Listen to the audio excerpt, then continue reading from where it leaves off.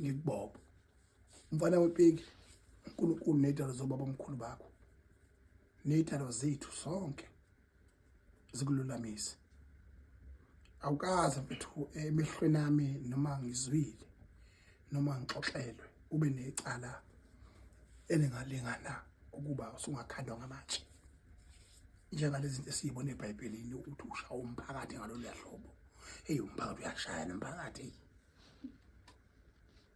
lo mphakathi lo mawushayana kuyatholakala ukuthi umphakathi nje ngegama futhi awubuzi kanti thina iqiniso likaBobo siyalazi hlungu leyato hlungu kakhulu unembezo balekile mawumuntu asikwazi ukuthi sibekezelele ubuthakathi benu niphika izinto ezikhona kumaskandi kuma social media nize zengathi azikho ngoba nifuna ukuphambana nomoya